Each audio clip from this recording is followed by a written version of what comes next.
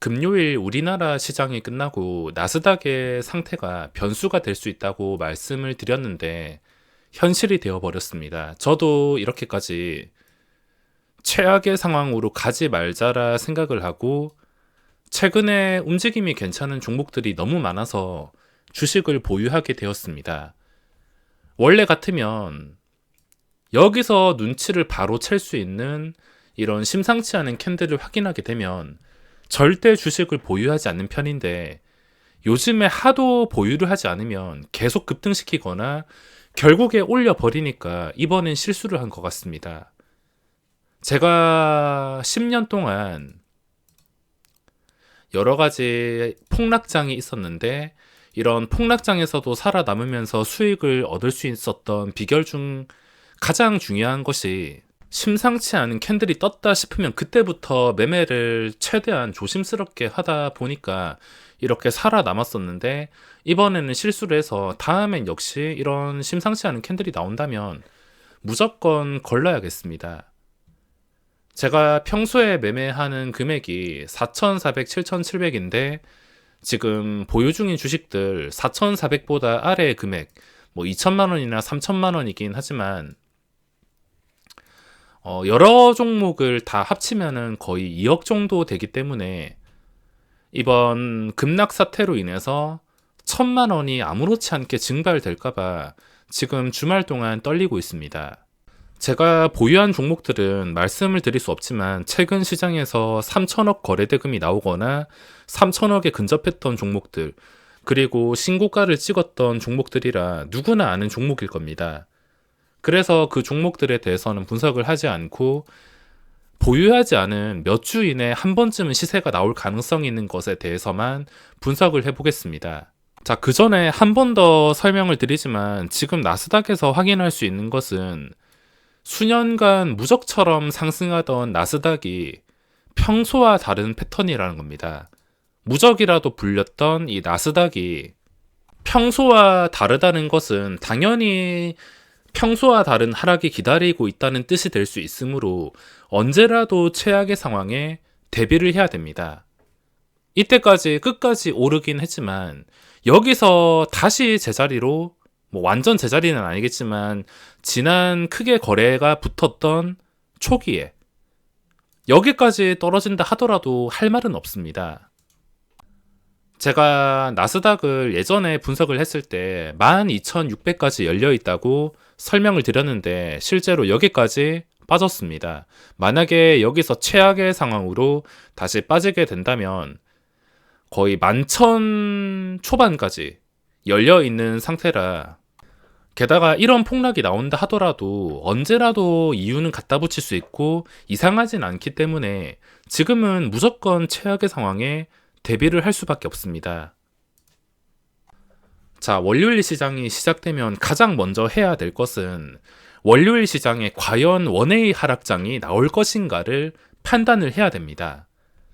이때까지 개파락이 나와도 아래 꼬리 달거나 더 이상 추가 하락이 나오지 않아서 코스피가 정말 대단하다고 느꼈는데 언제라도 원웨이 하락장은 나올 수가 있으며 만약에 3% 정도 떨어지는 그런 하락장이 나오게 된다면 다시 저점을 깨버리는 그런 최악의 상황까지도 가버릴 수가 있기에 월요일날 해야 될 것은 지난번처럼 무조건 반등을 기대하고 덥석 무는 것보다 월요일만큼은 원웨이 하락장이 나오지 않기를 바라야 됩니다. 원웨이 하락장을 구별할 수 있는 방법은 아주 단순하게 외국인과 기관의 매도가 평소보다 강한가, 양매도가 나오는가. 양매도가 나오는데 평소보다 매도량이 강하다면 개파락 이후에 3% 이상까지 밀려버리는 그런 하락장까지도 나올 수가 있습니다. 시작하고 최소 30분 정도는 외국인과 기관이 어떤 대응을 하는가, 그리고 지수 차트를 봤을 때 지수가 계속 계단식 하락으로 밀리는가, 계속 저점으로 밀리는가, 그런 시장은 조심해야 됩니다. 그런 시장에 보통 2, 3%가 아무렇지 않게 떨어지기 때문에 당연히 대부분의 종목들에서 손실이 날 수밖에 없습니다. 대형주들은 최소 2, 3%일 것이고 중소형주들은 최근에 급등한 것들은 5% 이상이 아무렇지 않게 날아갈 수 있으므로 초반 30분 동안은 지수 차트와 외국인 기관의 수급을 꼼꼼하게 관찰하면서 원웨이 하락장인지 아닌지를 꼭 판단을 할 필요가 있습니다. 만약에 원웨이 하락장이 아니라 시작 지수를 지켜주면서 계속 올라가는 시장이라면은 뭐 평소와 다를 것 없이 또 대응을 할 수 있겠지만, 만약에 계속해서 떨어지는 시장이다, 그때는 단기 저점이라 생각하는 게 아니라 여기까지 깨버리는 그림이 나올 수도 있다는 것을 알고 최악의 상황에 대해서 항상 대비를 해야 됩니다. 그리고 제가 보유하고 있는 종목들도 단기 수익용인데, 혹시나 월요일 시장 강한 양매도와 함께 원웨이 하락장이 나오게 될 경우에는 저도 좀 아프긴 하겠지만 손절을 생각하고 있습니다. 대신에 30분 지나서도 지수가 멀쩡하다 싶으면, 시작 지수 위로 계속 올라온다 싶으면 며칠 동안은 버텨볼 생각입니다. 자, 지금 분석할 종목들도 다시 지수가 저점을 깨는 하락이 나오지 않는다는 조건에서 적용이 될 수가 있으며, 최근에 미래생명자원이 신고가를 여러 번 찍었습니다. 아직까지는 신고가를 돌파해가지고 추가적인 상승의 힘을 받지 못하고 있는데, 요즘 시장에는 일부러 이런 식으로 떨어뜨려 놓고 순간적으로 급등시키는 종목들이 참 많습니다. 예를 들어가지고 뭐 한신기계 같은 차트, 상승폭을 전부 최근 상승만큼을 반납했다가, 물론 악재가 있었긴 하지만 반납했다가 순식간에 JP 모간 힘으로 인해서 한신기계와 느낌이 흡사한 미래생명자원을 꾸준하게 관찰을 하고 있습니다. 그리고 오토엔도 지금 시장에서 잊혀지고 있는데, 하루의 거래량을 보면은 200만 주에서 300만 주, 뭐 그렇게 나쁜 편은 아닙니다.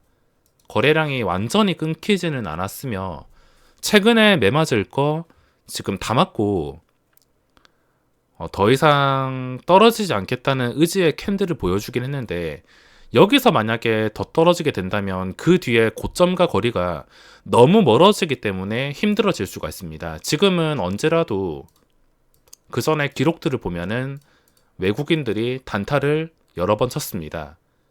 단타를 여러 번 쳤다는 것은 다른 종목에서 놀고 왔다가 더 이상 놀 종목이 없을 때 이쪽으로 언제라도 몰릴 수 있다는 뜻이 될 수 있는데, 언제라도 몰리기 위해서는 뭔가 특별한 자리 또는 최고점 자리와 거리가 적당해야 됩니다. 지금 알 수 있는 것은 아주 단순하게 황금선을 회복해 줄 의지가 보일 때, 그리고 회복해서 며칠만 유지해 준다 하더라도 다시 한번 신고가를 뚫어주는 그림이 나올 수가 있습니다.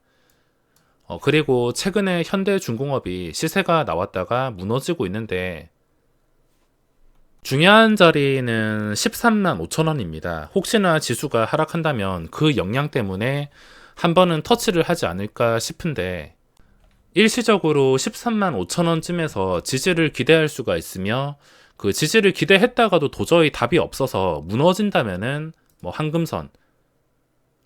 근데 지금 수급 상황과 분위기를 봤을 때는 일시적으로 지지를 해주거나 밀린다 하더라도 13만 원 정도에서 판단을 할 수가 있기에, 혹시나 13만 5천 원 그 전에 신고가 근처에서 잡게 된다면 부담해야 될 손실폭이 그렇게 크지 않고 대응이 쉬운 자리이기 때문에, 지수가 멀쩡하다면 13만 5천 원 기준으로 대응을 할 수가 있습니다. 그리고 가끔씩 보이고 있는 캔들인 갭만 나왔다가 음봉이 뜨고 그 다음날에 이 하락을 전부 다 회복해주는 그런 그림이 아주 가끔씩 나오고 있는데, 최근엔 MPC라는 종목에서 이런 캔들이 나왔습니다. 근데 휴림노봇과 로보로보를 보시면 좀 비슷한 캔들이 나왔는데, 휴림노봇과 로보로보 이 두 개 종목이 다시 올라갈 종목이라면 결국에 이 음봉의 몸통을 회복해 줄 것입니다. 회복을 하지 않고 그대로 떨어진다면 당연히 제자리로 돌아가는 것이기에 매매를 해야 될 이유가 없지만, 이게 이상하게 시장 분위기와 달리 뭐 어떤 상황에서든 떨어지지 않고 이 몸통을 회복해 버린다. 그러면 그때는 다시 한 번 더 고점을 뚫을 수가 있습니다. 로보로보도 마찬가지. 뭐 로봇주 전체적인 분위기로 움직이긴 하겠지만, 왜 떨어지지 않을까만 생각한다면은 이게 상승할 수 있는 종목이라는 것을 충분히 잡아낼 수가 있으며, 아마 상승하게 된다면, 뭐 떨어진다면 잡을 필요가 없겠지만 상승하게 된다면 최근 MPC처럼 프로그램 외국인이 좀 매수가 들어오는 상승이 나오지 않을까 싶어서, 떨어지지 않고 올라가는 것만 좀 관찰해 본다면 상승하는 상황을 충분히 잡아낼 수가 있을 것입니다.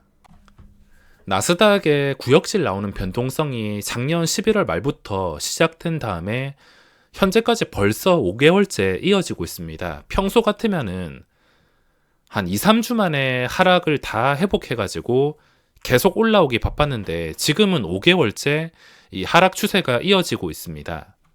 최근에 이런 1, 2% 움직임은 어느 정도 버틸 수 있었는데 계속해서 저점을 깨버리니까 이제는 좀 더욱더 경계를 해야 되고, 혹시 월요일 시장 원의 강한 하락장이 나올 가능성에 대해서 생각을 하면서 저도 떨고 있습니다. 나스닥의 상태를 보니까 당장 회복하는 건 힘들어 보여서 좋은 생각만 하기보다는 현실을 받아들이고 월요일 시장 최악의 상황에만 대비를 잘 하자 생각을 해야겠습니다. 월요일 시장 잘 풀리길 바라며 이번 영상은 여기서 마무리하겠습니다.